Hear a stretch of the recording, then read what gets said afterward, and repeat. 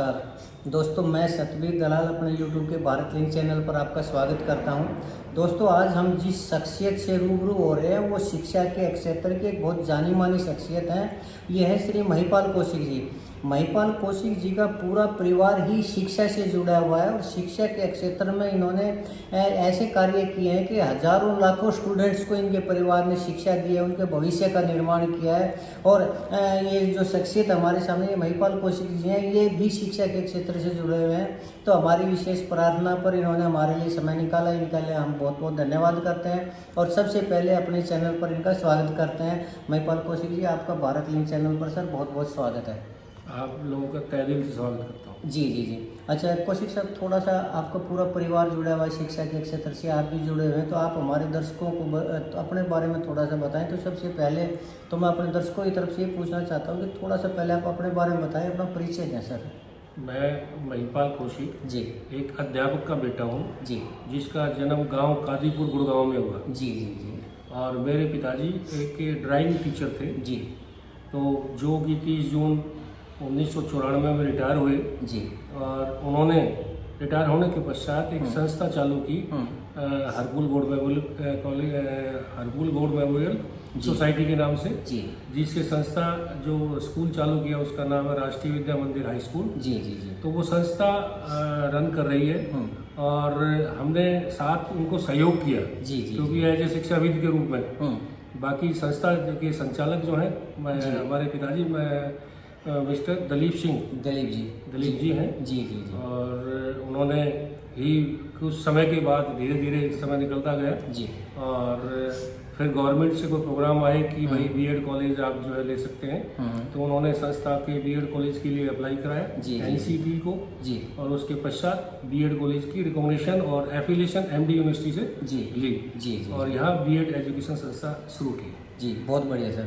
अच्छा, आप खुद शिक्षक भी तो है ना सर, तो आपने नहीं लगा आप इस गवर्नमेंट जॉब में कर रहे हैं, तो अगर आप गवर्नमेंट जॉब ना करते तो आपको नहीं लगता कि आप अपने स्कूल में ही जुड़े होते?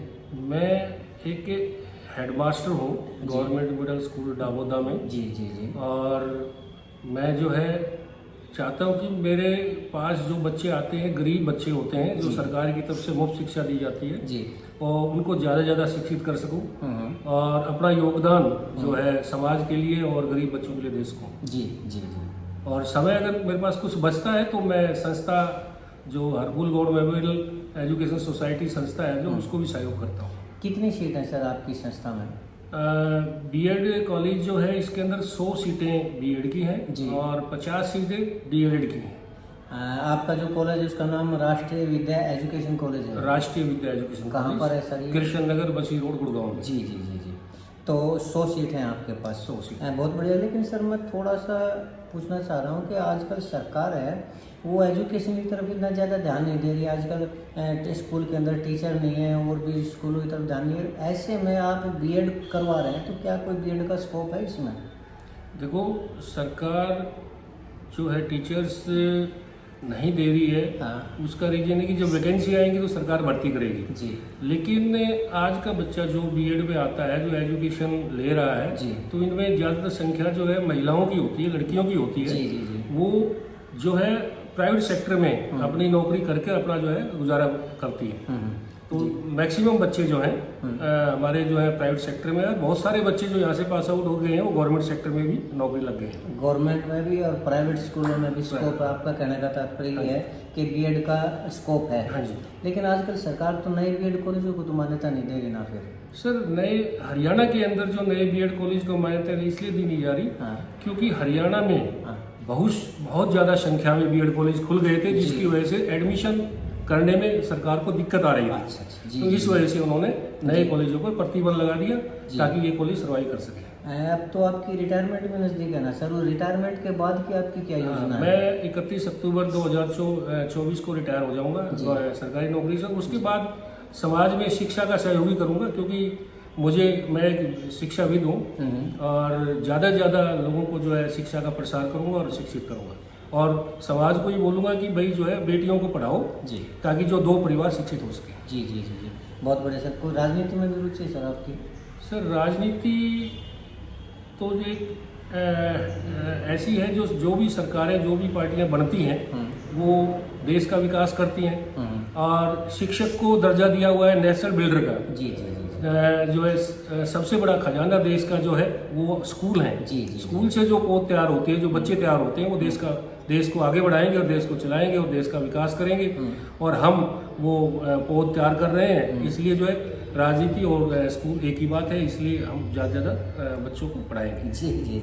अच्छा सर, इलेक्शन भी चल रहे हैं और हरियाणा में भी इलेक्शन नज़दीकी हैं, नियर फ्यूचर में इलेक्शन होने जा रहे हैं, तो आपकी नज़र में प्रदेश और देश के लिए कौन सी पार्टी ज़्यादा बेहतर है? देखो, देश प्रदेश में सरकार कोई भी आए, हाँ, और हम चाहते हैं जो भी सरकार बनती है हाँ, वो हमारे हरियाणा का विकास करे, हमारे यहाँ ज़्यादा उद्योग लें ताकि हमारे बच्चों को रोजगार। जी जी जी जी, रोजगार लेते हैं। जी, बहुत बढ़िया सर।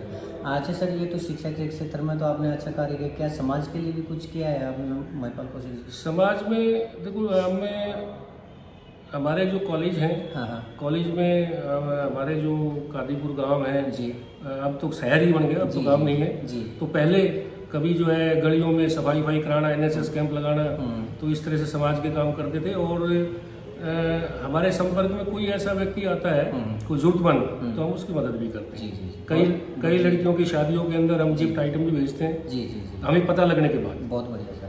महत्वाकांक्षा क्या है आपकी? मैं तो चाहता हूँ ये कि हम शिक्षक हैं, शिक्षा का ही प्रसार करेंगे और ज़्यादा से ज़्यादा आगे लोगों को पढ़ाएंगे, समाज को यही संदेश देते हैं। जी, तो यही समाज का आपके लिए संदेश है। जी, बहुत बहुत बढ़िया आपने समाज के लिए जो कहा और जो किया।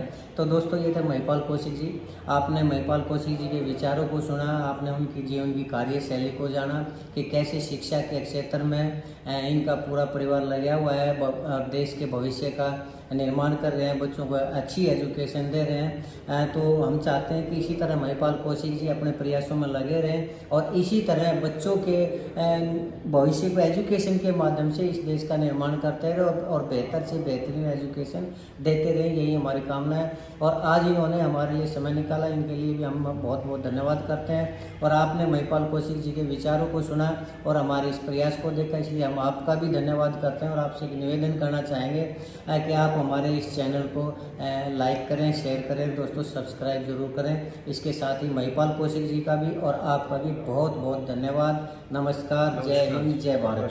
जय हिंद।